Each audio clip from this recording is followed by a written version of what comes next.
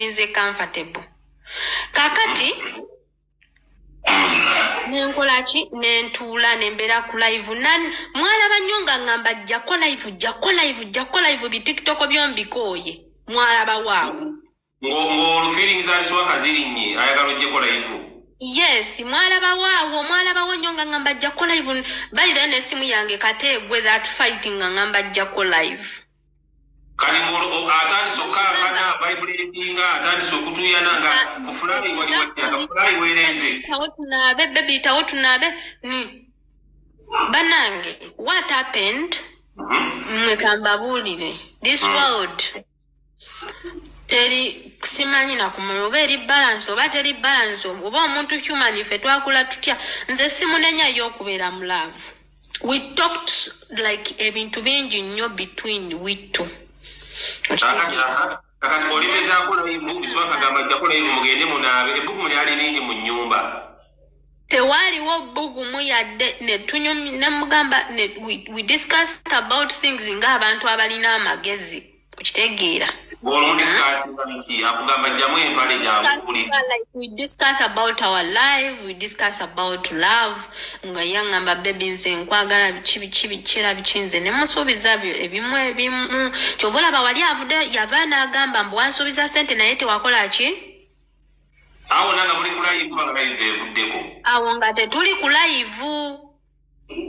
Ate wali wano n'ongamba nti wali ku live okuva wagende wa Biswanka paka wavaawo nga tovudde ku live. Waliwo akaseera akataali ka live because waliwo ebintu bye mwogera nga temuli ku live obutalabisa munno omanyi mpa nnyo omuntu respect. Notamulabisa kakati bwe twogera era by the way olaba time akwata essimu akuba essimu. Nze ne gwakubira essimu sikola ki? Simumanyi naye erinnya lye nalaba ku screen kwaliko muunu n'amuyita anku. N'agamba kuba nangamba Panther tugende out. Ne mugamba nze sigenda out, simanyi bintu bya out. Ne mbagamba naye mwe musobola okugenda. Ng'abantu by the way ng'abantu baakubira bali simanya yiri eri simanya nasana. I mean simanya na. Biswanka onaakuwa essimu eza out nga mumaze okukola bye mwakola. Ayogera wewe nakufunisiza olubuto. Yes nga tumaze okwo. Kati akufunisizaawo olubuto abwe twagala. Kati waliwo anti kiri kye ngambye waliwo awataalaga live nga mazo jijja ku nga live teriko. Yakwatalwa mpaka mwakanya bulungi.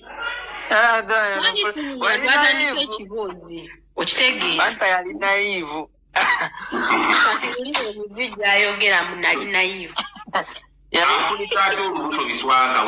Kati bwe tumaliriza byonna ayogera n'aba n'agaana okuna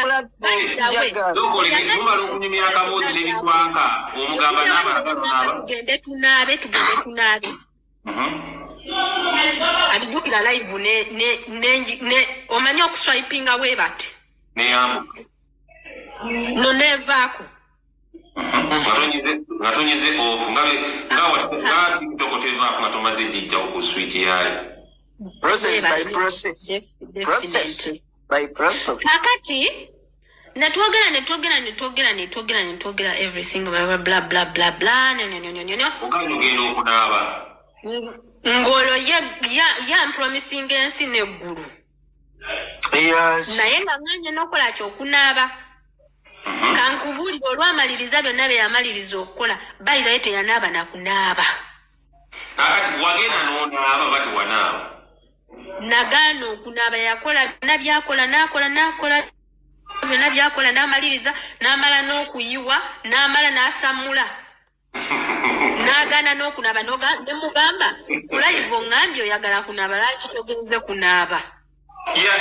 Yamala n'okusamula n'asamula yakola ebintu bibiri okusamula Baby nze maze kati olwamala nawe yamala ogamba baby nze maze then n'akwata essimu n'akuba essimu bw'akuba essimu nze ndabako erinnya buni simanyi who is that person amukubira yamalira mu bbanga nemugamba omanyi nze sigenda out kangende ewaka naye kwata kyo ky'okwata mugogenda onyumirwe okitegeera omuwa sente nze sigenda aha ze sijja kwogerera oba kyeziza kulaki yakwata lwampaka yakulumansinga kyali kityawo byeyakola byeyakola oluuseewo yaŋŋamba obugambo obulungi obwo obw'ebinzi kati jjukira nze ndi amaca kati nankwata aido ate kwagamba mulitase nankwata aido okuba alina engeri jjukira luli yali ankulaivawo nga nsika nnyo jjukira nze sibimanyi kati nankwata aido mweyo embeera Biswanka yafuutuka obugambo buwoomerevu mu kutu kati nange kamaama nembulwa ekyokukola